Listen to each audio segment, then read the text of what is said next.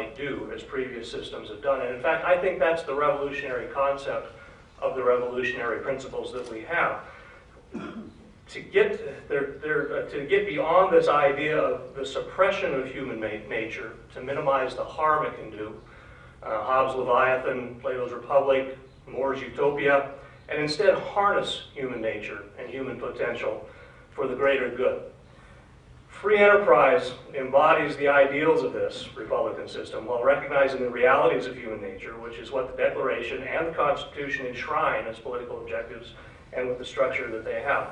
These are enshrined in our economic structure as well, and to the extent we stray from these concepts and these principles, we really stray from the founders' intent and from the founding principles. What they did with their ideas was they embraced certain ideals. We have life, liberty, and the pursuit of happiness, certainly, these inalienable rights. But we also have, or among these or with these, we have fairness. A system that rewards productive effort is fair. If you do more, you get more. If you do less, you get less. Freedom and liberty are enshrined in this, and a system that puts people above government certainly enshrines liberty and freedom as opposed to government over the top of people. Equality in the eyes of the law certainly enshrines freedom and liberty. They talk about happiness. The Declaration speaks of happiness. A free enterprise system fosters earned success rather than dependency.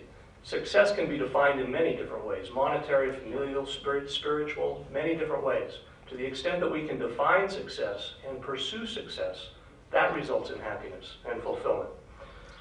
It unleashes human potential. It allows us to go through trial and error processes. It allows us to reward people for their efforts, for the risks that they take.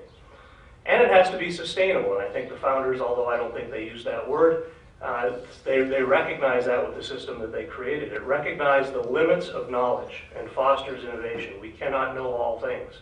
And they recognize that. And so they put limits on what people can do to impose their beliefs or their motives or their morals on others. It recognizes human nature, that man is not perfectible, and we must be free to experiment to find the best outcomes for the most people. It attempts to perfect man only impose somebody else's values and coerce behavior. They recognize that, and they put checks and balances in to prevent that. That's the opposite of freedom. Again, they recognize that, and it's certainly not what the founders intended. So the founding principles and free enterprise principles, I think, are of the same cloth. They're woven into the same fabric that makes up America. Thank you. I'm going to get comfy. It's warm in here. Thanks, Carl. Let's take the opening comments to the next step. We all know that the term founders embraces a lot of different people. Jefferson obviously was agrarian by nature. Hamilton had more interest in banking and in business than Jefferson, and they were at loggerheads on a lot of things. Carl, let's start with you. Are there particular founders whose ideas you embrace and espouse, and others whose you don't? I don't think there's any that I don't. There are certain aspects of some of them that I embrace more or less than others, certainly.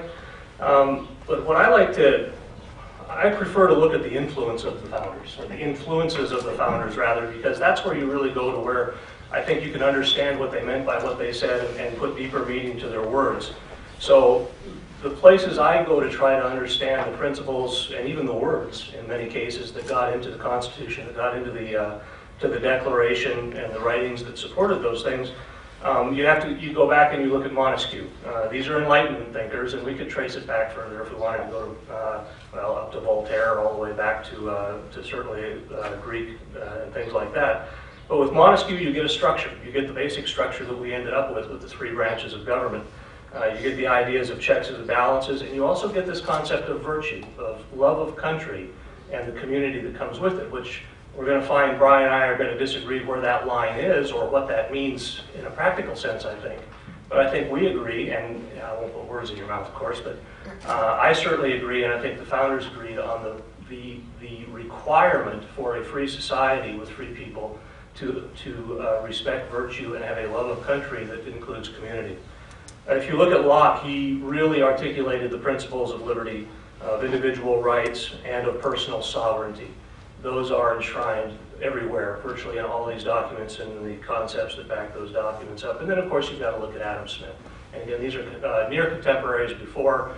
Adam Smith talked very eloquently in his first work, the theory of moral sentiments, of the interaction with and responsibilities with civil society, where those motives come from to live within a civil society, but also act in our self-interest.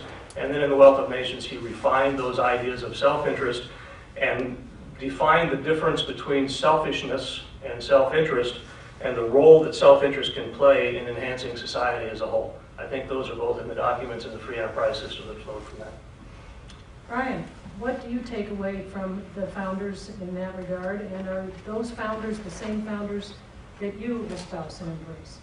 Well, Carl spoke more about predecessors to founders, although Adam Smith was certainly a contemporary. Excuse me. I tend to be biased, meaning I look for things that I agree with. I'm not saying any of you do. But what I've found, and this is a very, it's one of the reasons I believe all students in the United States of America to graduate from high school ought to pass a civics class so they can discuss seriously what the various founders thought. And there's no reason in the world why we can't do it. It's appalling that we don't. Because obviously we can't have citizens that don't understand the fundamentals. And what belatedly in life I've come to read, like reading this book on Washington. I haven't read Hamilton. He's not one of my favorite guys going into reading the book, which was written by Chernow, and I'm going to read the book. I know he was brilliant. He believed in potentially a monarchy. He definitely believed in a permanent part of government for the wealthy and well-born, because he believed they were more stable than the masses and less likely to steal people's property. I'm not a fan of that, what I consider elitist thinking. I've been very interested to read about John Adams and Jefferson. I'm going to read you a quote of John Adams, which surprised me. When you start reading these guys, you find out they thought things that were quite interesting. I've lost my place here, but it won't take for a second. In our country, appropriately, we take pride in the right of private property, and you'll hear a lot about property rights in everyday discourse. But we don't go to the question of why. Why did they care so much about property? They cared about property because they had lived with an autocratic system where property was owned and distributed by the crown, an autocracy, a dictatorship, an economic and political parenthesis and theological dictatorship, and that's why you see the stuff you see in the Constitution and the Bill of Rights. Here's a quote from John Adams, 1776. Power always follows property, ...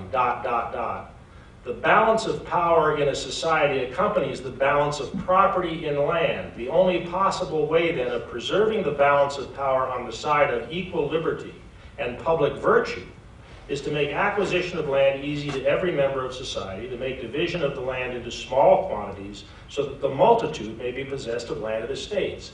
Now, the question isn't practical or impractical. The point is the philosophical connection between economic power and political equality.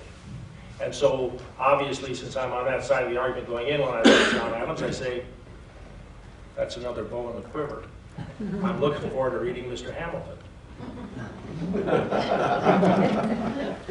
Well, Brian, following up on that, in your book, Real Common Sense, you make a statement as to your belief about free market fundamentalists.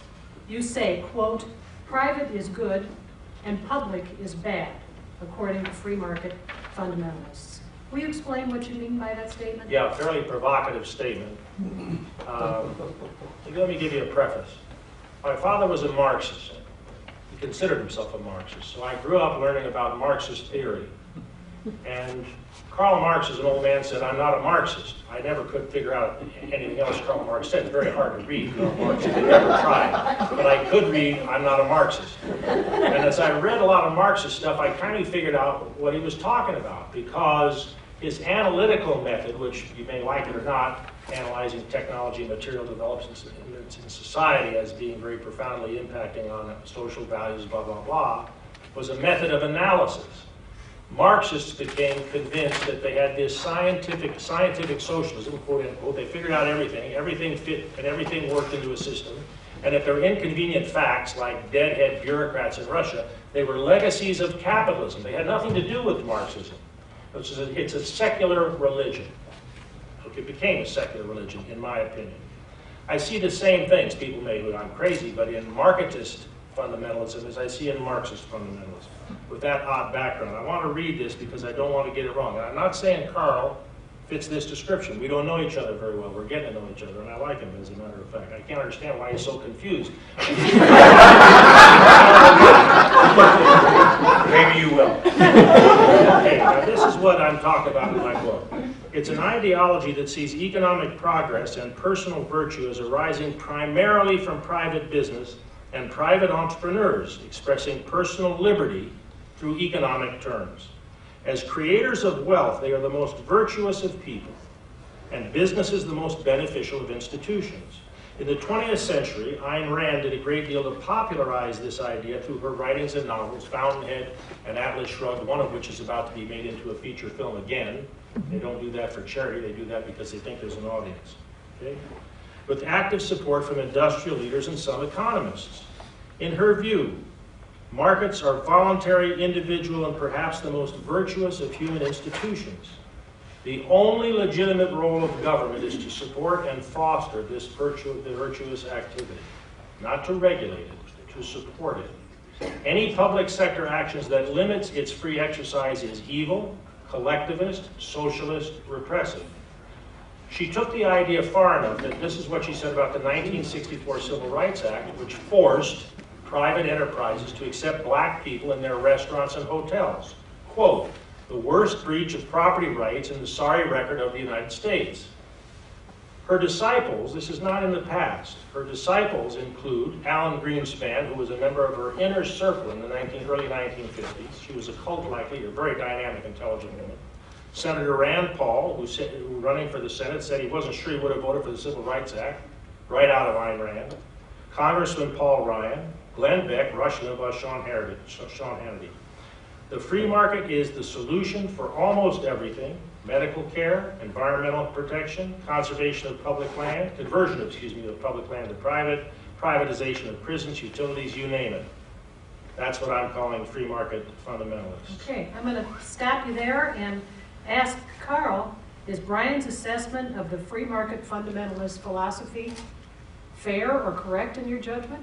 Well, I wouldn't be a free market fundamentalist. To be honest with you, I don't know any off the top of my head. I don't think that anybody argues that there is not a place for regulation. Rights have to be balanced, and that is a legitimate government function of the balancing of rights. But at the same time, the more that these decisions are centralized, the more unfair they become to somebody. And my problem isn't, I am not a laissez-faire, completely hands-off capitalist.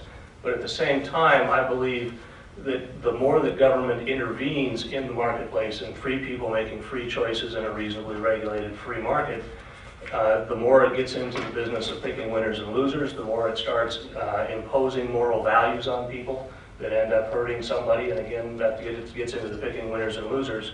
So I'm not going to defend Ayn Rand, although we are seeing an awful lot of things that she predicted coming into place with the interventionist policies of government and the partnership between large business entities and government, what has been termed crony capitalism.